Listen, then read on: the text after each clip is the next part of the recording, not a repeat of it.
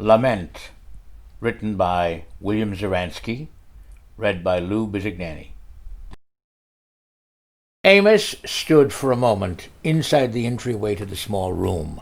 He bristled at a chill pervading every corner and studied the icy blue light of the early morning winter flowing through the only window, partially obscured by a flossy curtain. A desk and chair stood on an old, hand-woven carpet at the center of the rough wood floor. The desktop, awash in the gloaming, was populated by a candle mounted in a brass holder, a pen and inkwell, and a palm-sized stone resting atop a small stack of writing paper. He gently pushed the door shut. One of the hinges released the vaguest whisper of a creak, and in the chilly silence the latch dropped into place with a metallic click. Wearing only a sleeping gown and pale red slippers with upturned toes, he shrugged against the cold and went to a fireplace, a minimal construction of brick no more than 3 hands high and 4 in width.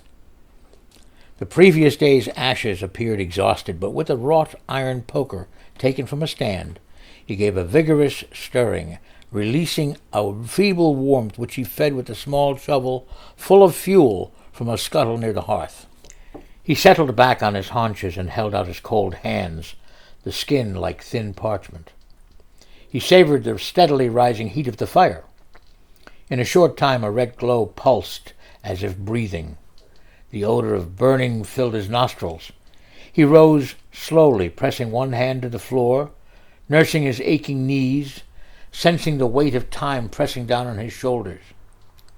He sighed heavily and stood and basked in the heat flowing from the hearth across his thinly slippered feet.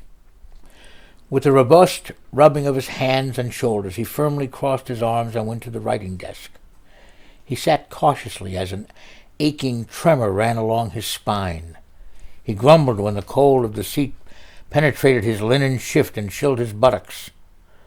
He grimaced, groused, pondering how cold and age conspired to make miserable the most simple of things. Just sitting became a torment, mild, yes, but a torment just the same.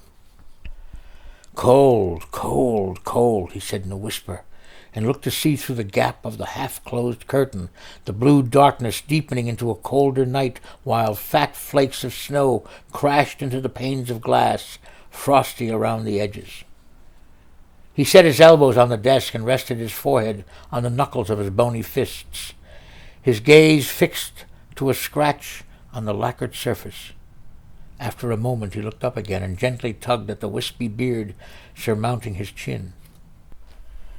A box of matches set in the base of the candle holder where melted wax collected. He picked it up, pushed the paper drawer from its sleeve just far enough to select a wooden stick. He closed the box and struck the match on the coarse edge, producing a gritty shush and crackle as a tiny flame whipped to life. He turned the match and watched the fire move, always finding its true north. He touched the match to the wick of the candle, which then smoked. The candle flame rose and swayed in a subtle draught, which ebbed and flowed through the room. He extinguished the match with a puff of breath and set the charred splinter of wood and match box by the base of the candle holder. The circumference of the yellow candle light flowed over the desk, dancing, making little shadows across the stack of paper and the stone resting on the top as a weight. The stone, caught in the candlelight, glowed like a half-moon, dark and silvery. He took it in hand, the miniature moonscape rough against his palm. He drew a sheet from the stack and set it on the desk.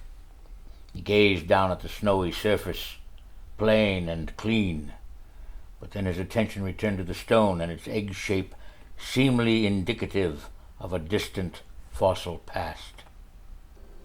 The wind blew and threw snow rattling the window, as if someone rapping, demanding entrance.